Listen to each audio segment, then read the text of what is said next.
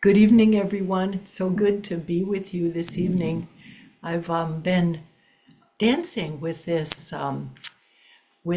right intention all week, and want to offer you a few thoughts on it. And also, I want to give you a practice. So what was just said was real interesting to me about the desire to have some way to practice with this, what Ruth just said, to practice with this. So I'm going to give you a body-based practice, a simple one this evening that I hope will be of usefulness for you as we leave this.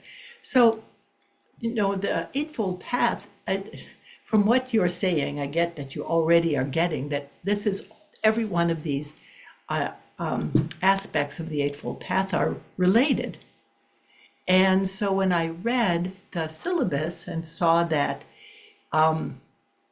what was associated with right intention was aligning our heart mind's compass and know your motivation.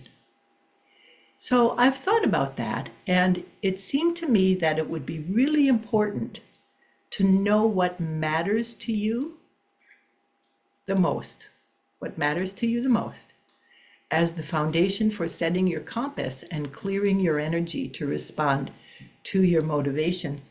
There was a wonderful teacher here in Madison, Sherry Maples, and in one of the Dharma talks she gave, Sherry's no longer on the planet, but I think she still influences, at least she influences me. One of the things she said in the Dharma talk was that you want to make sure that you set yourself up so the things that matter most are never at the mercy of things that matter least. So it's a good idea always to consider in any situation what matters to you. And then you've got a foundation for setting your compass and clearing your energy to respond to with your motivation.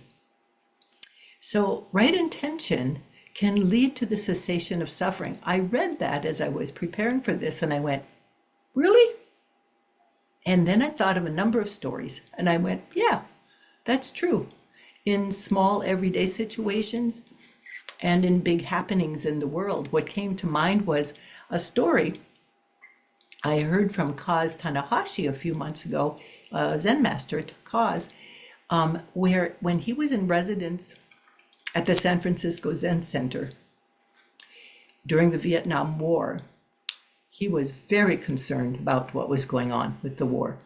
And he and a group of people decided that they needed to do something about it. So they set the intention that they would go sit in downtown San Francisco weekly until the war ended. And they did that. And it was all based in their intention to be witnesses to what was happening to our country and to Vietnam and to the world at the time. I've found that story to be very touching. And he even went so far as to say he thinks it had an effect on bringing that war to an end. And we might consider that given the circumstances of the present day situations in the world. So in Buddhist practice, there are three kinds of right intention. I call them the umbrella intentions. Somebody already mentioned this first one, renunciation, which is, excuse me, I've developed this spring cough. So if I mute myself every once in a while to take a sip, please forgive me. Anyway, renunciation is relaxing desires and opening to possibility while owning full participation in your life. So Blanche Hartman puts it this way: just to welcome your life as it arrives, moment after moment, to meet it as fully as you can, being as open to it as you can, and meeting it wholeheartedly. This is renunciation. This is leaving behind all of all of your preferences, all of your ideas and notions and schemes, all of your preferences, all of your ideas, notions, and schemes, just meeting life as it is. Renunciation, the first kind of intention. The second one is goodwill, which simply is nourishing your mind with beneficial thoughts that lead to beneficial actions. Just give that a moment of pause.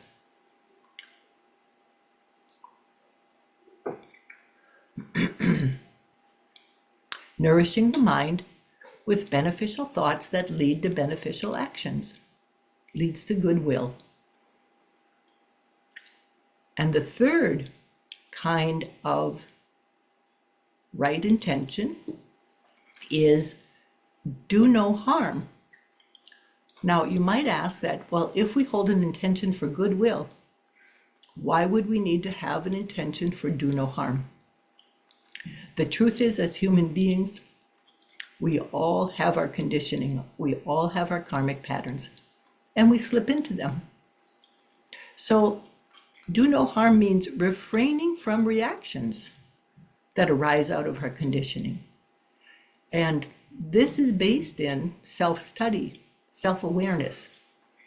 So in any moment, the pause and breathe button is available and can be used to hold ourselves in check.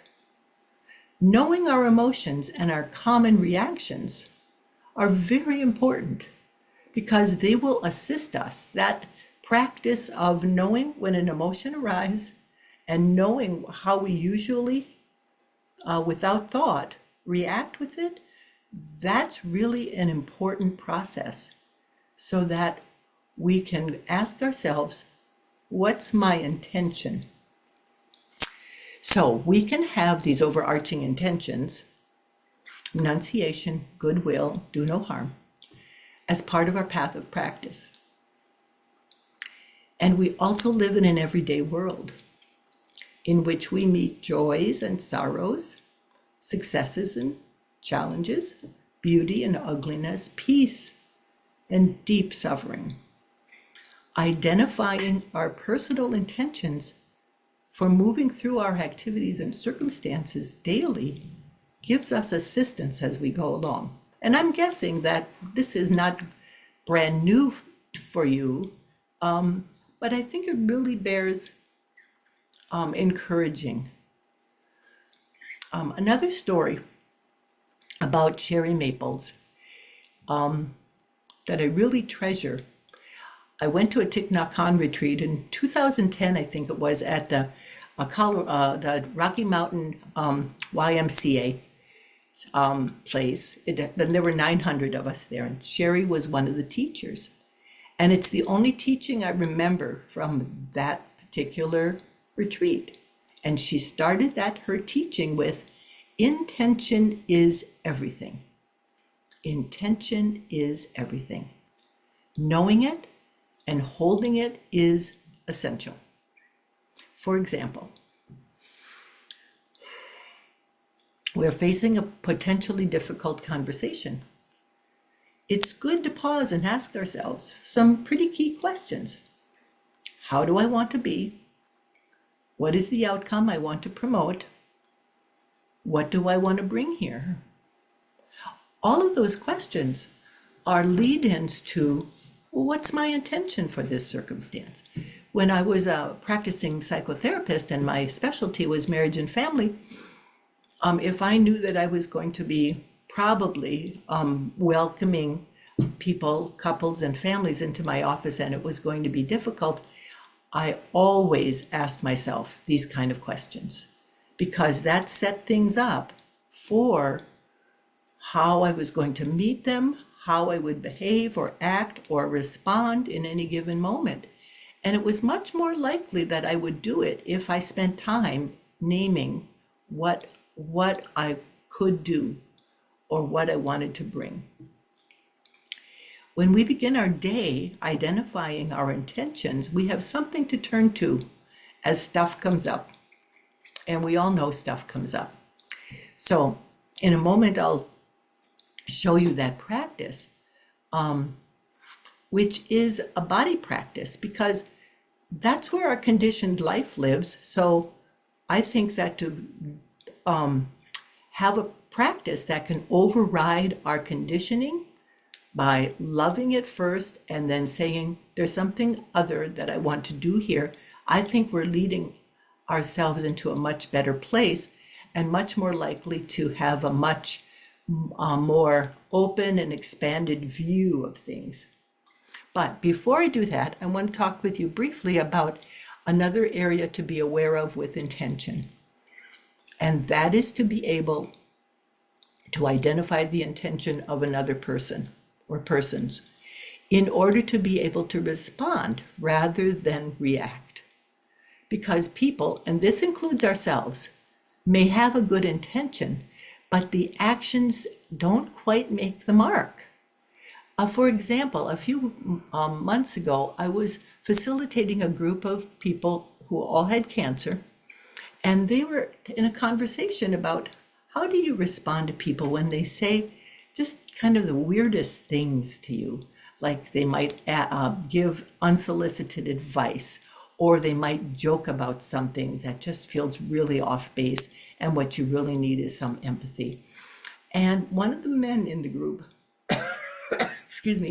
one of the men in the group who had let us know he had brain cancer and was probably not going to be living longer than the year, said it's really important to consider the intention of the person so that you can speak to the intention if you choose to speak and not to the behavior.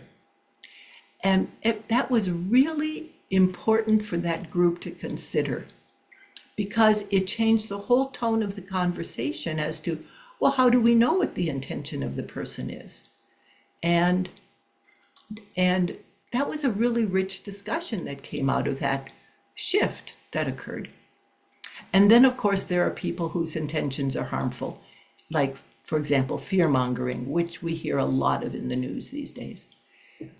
When we have our own intentions identified, we can respond with a clear and open mind and heart, even if it's just to ourselves, even if we can say, you know what, I'm going to steer away from that. That's not an intention that I want to align myself with at all. So I'd like to now show you a practice.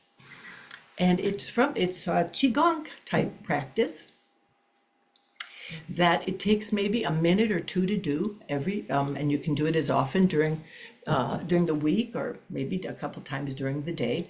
But what you do is, and we can do it sitting down here. So what you do is put your feet hip distance apart, or the distance of the widest part of your body, whichever that is,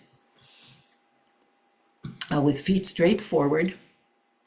And then with your hands, you put your thumbs together and your forefingers together, and you create kind of a triangle, and you put it right at your belly button, so that your belly button is right in the center of that triangle.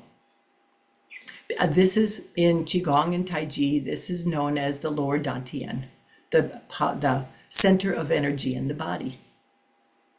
And so from this point in your body, you send a message down into Mother Earth, down through your pelvis, your upper legs, your knees, your lower legs, your ankles, your feet, and you send your roots into Mother Earth. The intention here is to ground yourself with Mother Earth energy. And in response, Mother Earth sends energy up to you, up through your feet, your ankles, your knees, your lower legs, your knees, your upper legs, all the way through your bone marrow, into your pelvis, into your lower dantian.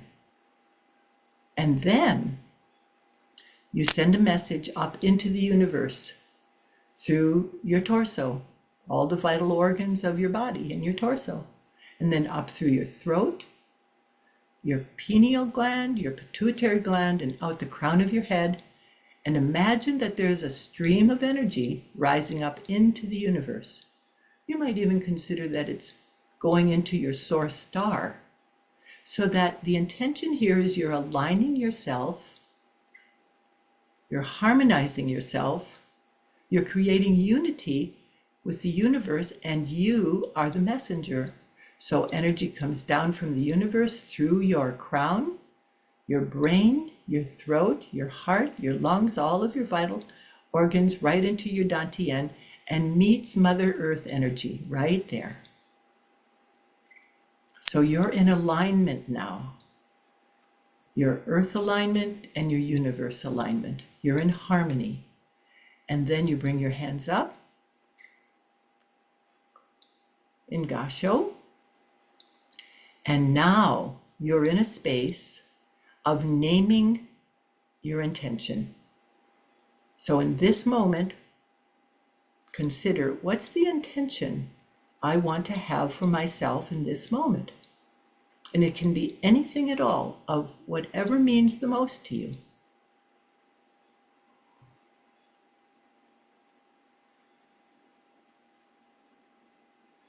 And then when you have that clearly in your mind, you can bow. And that bow signifies honoring the earth and honoring the universe, giving your intention out to it. And then if you want to name another intention, you go ahead and you name another intention. I like to do this 3 times. In Qigong, we practice in 3s. And you can say the same intention over and over again to reinforce it.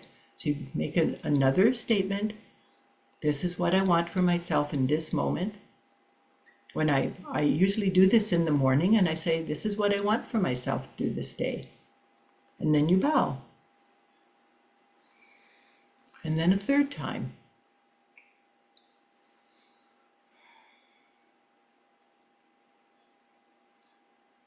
And then you bow. And you take 3 nice breaths as you put your hands down.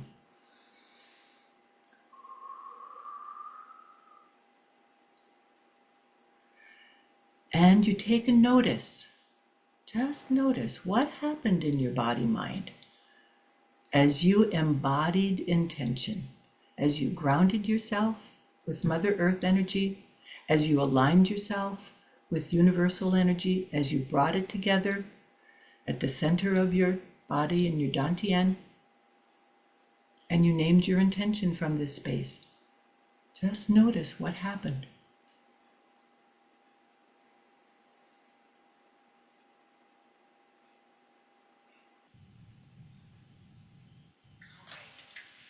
That's my offering for you today, and if there are any questions, I'm glad to have that conversation with you.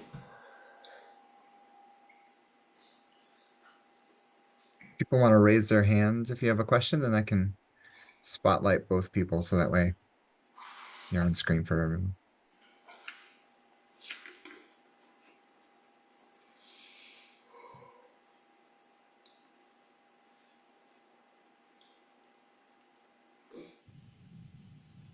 Hi, Suzanne.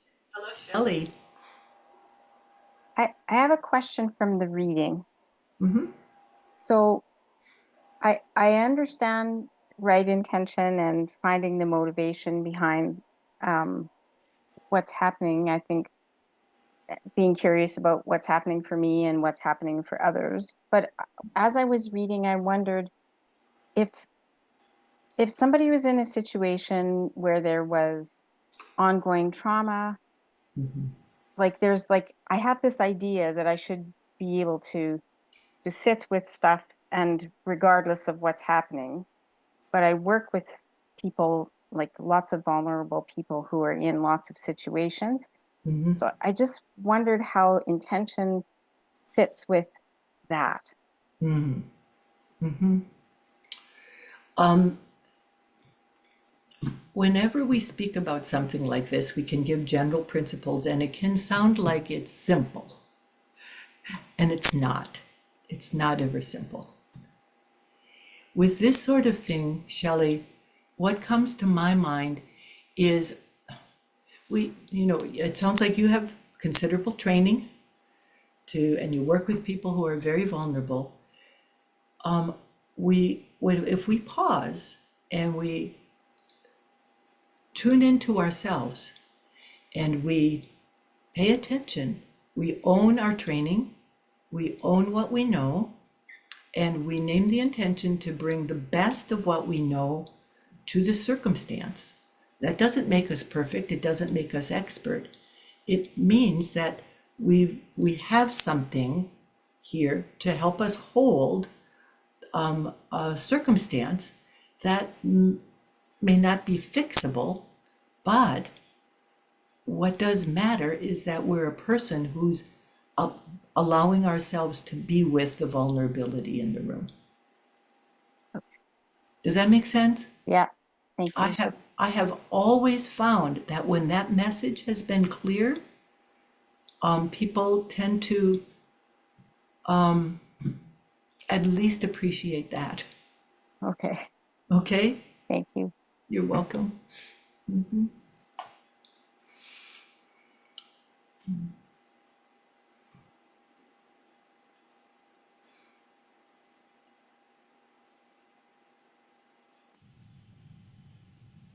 Get myself unmuted. Thank you, Suzanne. It was a lovely, Hello, Diana. lovely talk. It was great to hear about Sherry. Did you know Sherry? I had some experience with her. Great. And this is just a comment very related to what you and Shelley were talking about. I heard a lovely presentation a while ago by Dr. Ken Hardy around families and so many of us in therapeutic professions and issues of race and privilege.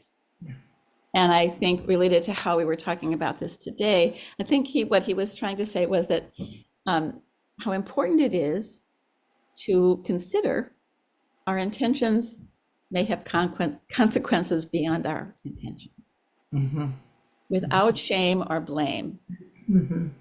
But I think in that first reading about the person who had, slept with the students and just sort of owning that even though our intentions, being respectful for ourselves, but consider that, with the best of intentions, the consequences of our actions can still have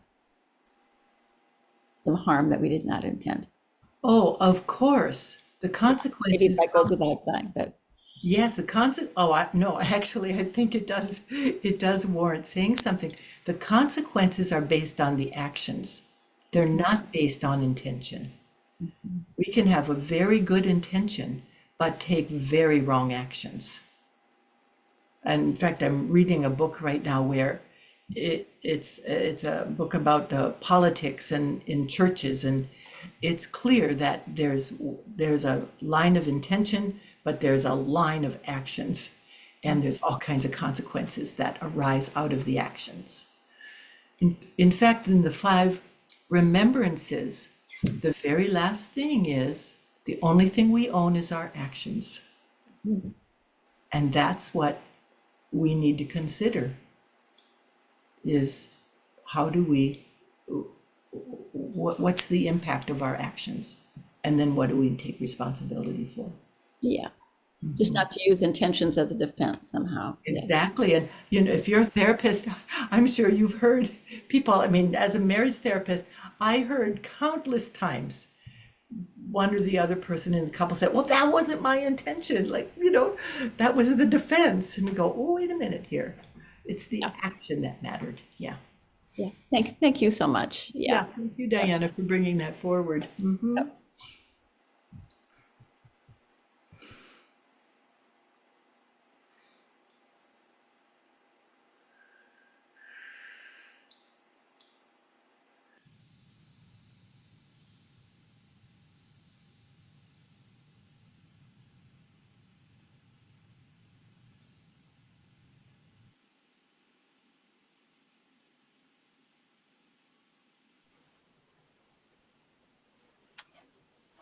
Hi, Suzanne. Thank you. This is more just a comment and just an appreciation for something you shared, that practice overrides conditioning. And that sort of like paired with this body practice that you gave us was just so effective. I just have to say it was just so effective because, well, just it without that body piece, it's just it's a thought pattern and it just Yes. doesn't seem to work. And I could tell myself all day long that my intention is I want to be open, loving, and compassionate. Oh, that's the way to be. Yes. but with this body practice at the end, when you're like, so what shifted, or what are you experiencing? It's like, well, I feel open, loving, and compassionate, and and just realizing that the practice of slowing down and going in that way uh, is the only way. Mm-hmm. And this sort of appreciation for what you said there, and then also just the intention of sitting zazen, just how the geez, I don't know if I wasn't practicing that where I would be with things, in that, Well, in a isn't way, that it's sort of, true? yeah, it's like the Yeah. practice is working on me, Mm-hmm. Mm-hmm. is my Rather than experience. the other way around, I'm doing practice. Practice is doing me. Exactly. Husband is doing me. Yes, but I just said thank you so much. It was beautiful. I love the practice that you gave us to Mm-hmm. take with us. Mm-hmm. You're welcome, Katie. You're welcome. Mm-hmm.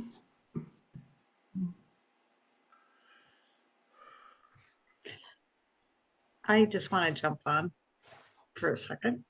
I don't have my hand up though.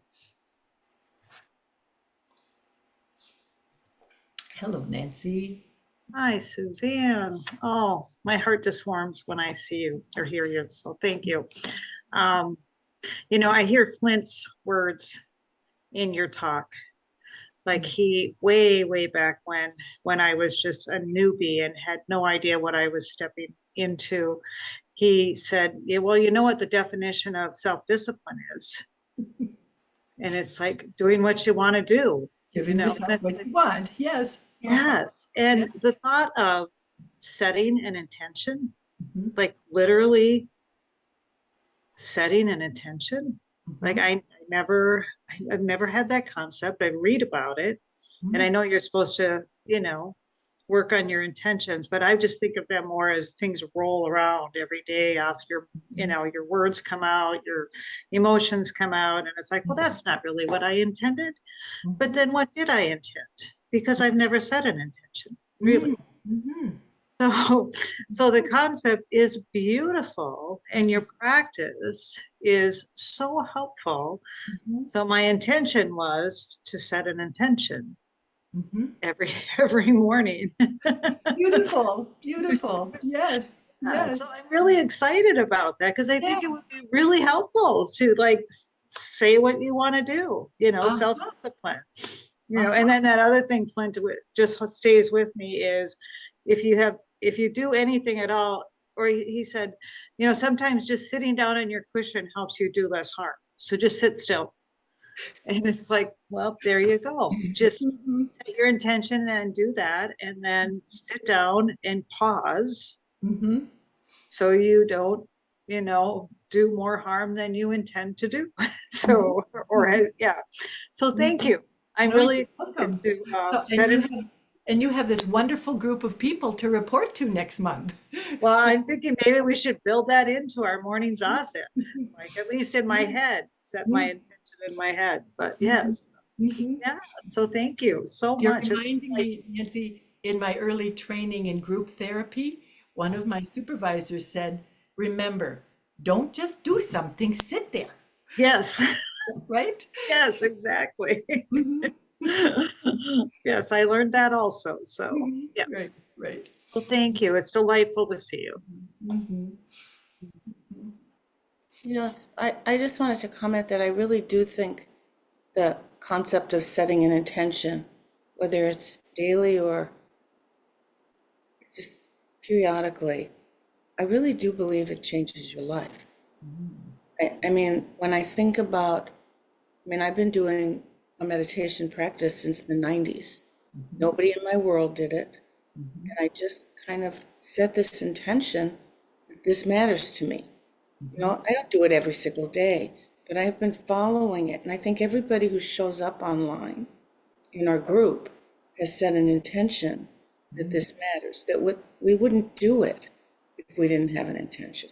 You know, I think about when I would work somewhere and when I would leave the work, did I want to be friends with my colleague or did I want to just let it be they were a colleague? And if they became friends, I was intentional about it. You know, I just think looking at where we've made intent, looking at our behaviors, maybe after the fact, and see how we made an intention could be really interesting. I just think intentions are a big deal. A big deal. Yeah. Thank you, Ruth. Beautiful, beautiful teaching. Thank you.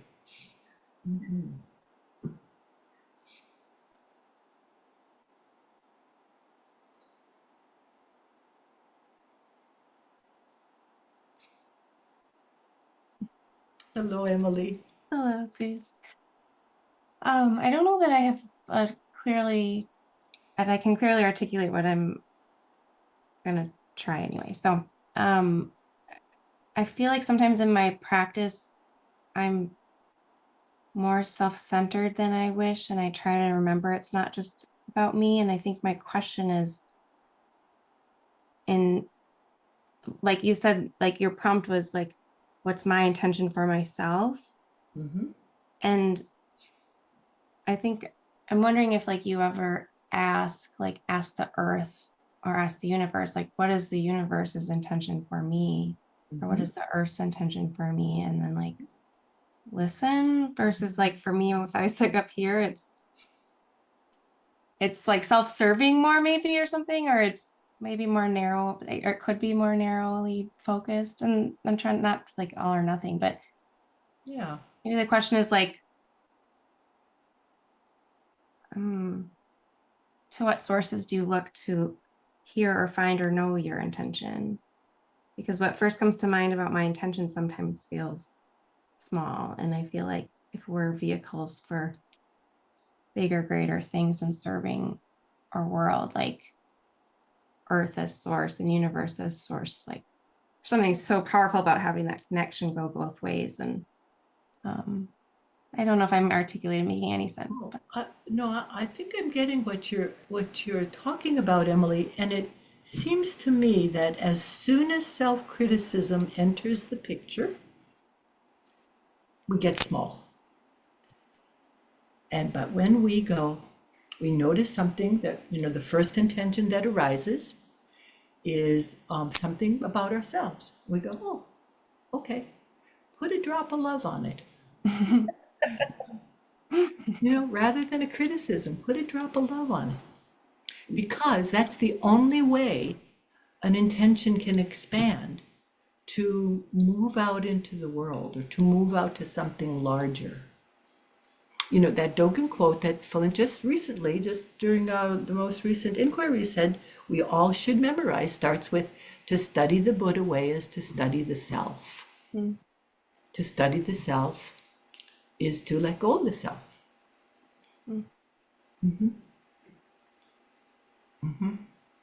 Drop of love, Emily. Drop of love. Thank you. Okay.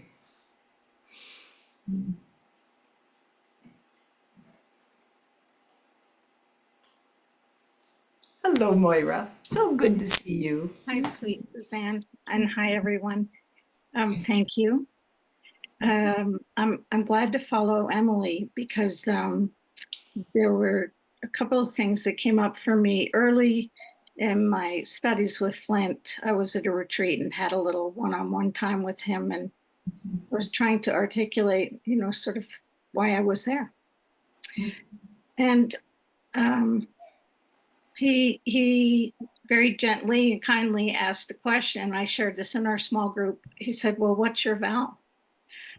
And I have just been carrying that with me ever since. First, it confused me, but pretty soon I I knew what it was. It was what we're studying and aligning with here. And, you know, I come from a Catholic background too, so I have a moral framework already for my world. But somehow getting into a zazen, I had this sort of idea that it was open and not structured. Oh, I know. And so I really have found great a pleasure, I think, in the structures that we're using to examine our inquiry into self and who we are and how we show up in the world. And I think it's not as complicated as I sometimes try to make it, which is a lovely thing. yes.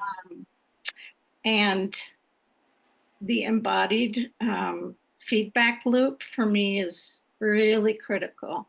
And so I know it's not easy, as we say, but it is actually quite simple anyway, in my experience. And to what Emily said before just now, so in other words, when I start to feel hooked or riled up or reactive, I know it immediately in my body. And there was a time somewhere in my practice where I realized that I really couldn't lie to myself anymore about that, you know, which is great freedom. And also, for me, it's a call to responsibility too. Yeah. You know, once you know, you have responsibility to do as well as you can with it and not do harm. So I love that low bar. I just think it's a kindness to ourselves, you know, at the very least, you know, zip it, sit on your hands and breathe. So your teachings tonight just have embodied that so beautifully for me, and also circled back to that.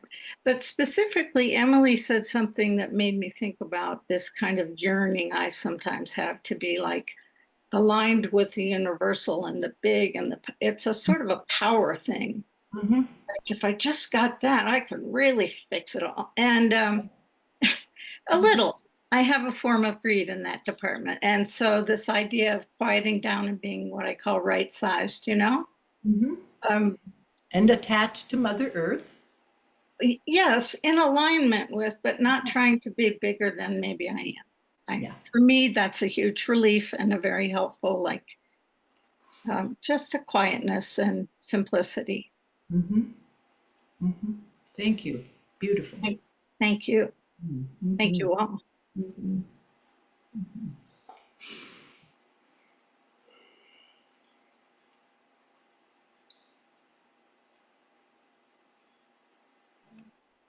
Hi, Suzanne.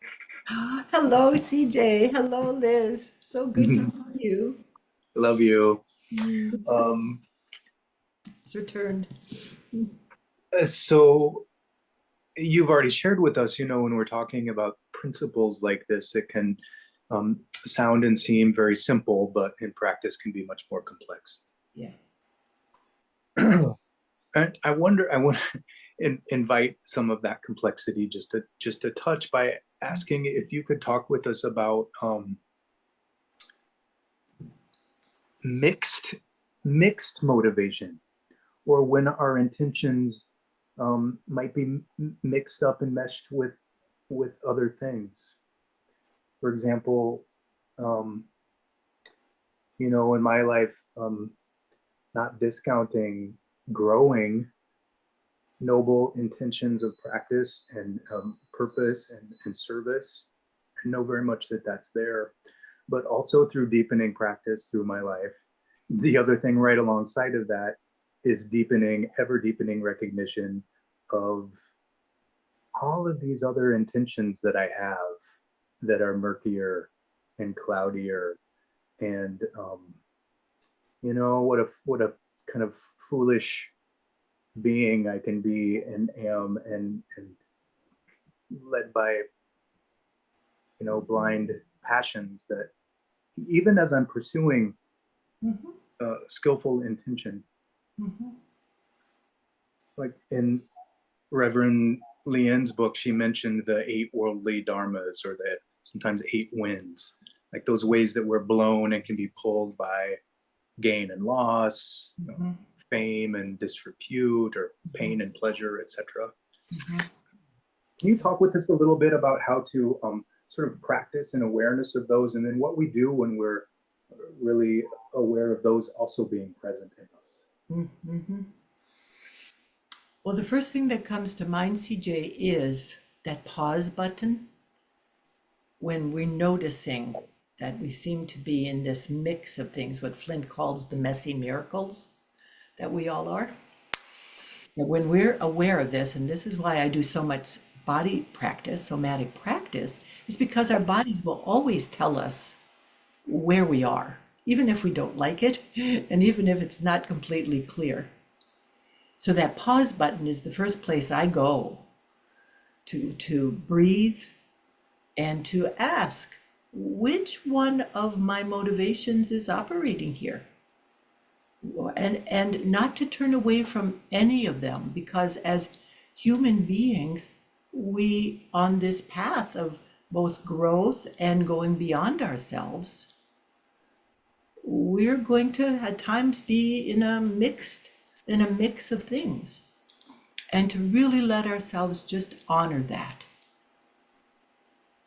And with pausing, with zazen, with connecting with others, with doing a discerning conversation, for example, I really trust in getting clear about things.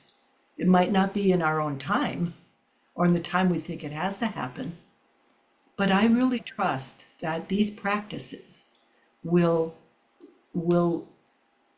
assist us going in the direction that's most needed. Does that make sense? Is that a response? Yeah, it does. It responds to it beautifully. And it also brought forward in me knowing that my conditioning, I can sometimes get attached to the pause. Oh, yeah. With some like fantasy of waiting for some like pure intention, or just Yeah. single without the mess coming Yeah. along. Yeah. Yeah. But we got to bring the mess with us. Bring the mess. Bring the mess. All Bring right. it on. Yeah. Bring the mess with us. Well, coming your way. It's coming your way. The next time you're here, bring your mess. Bring your mess with you. All right. I'll bring my mess, we'll mix it up, okay? Okay. Mhm. Thank you, Suzanne. Yeah, thank you both. Mhm. Mhm.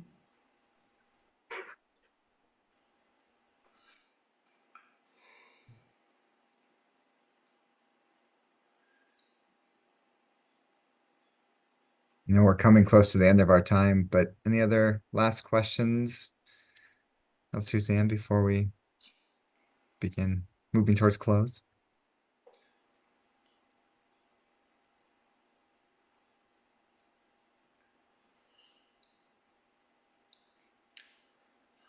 If not, since this is St. Patrick's Day, I went to John O'Donohue for a poem.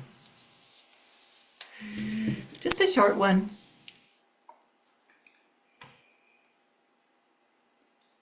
May all that is unforgiven in you be released. May your fears yield their deepest tranquilities. May all that is unlived in you blossom into a future graced with love. Thank you, everybody. Thank you.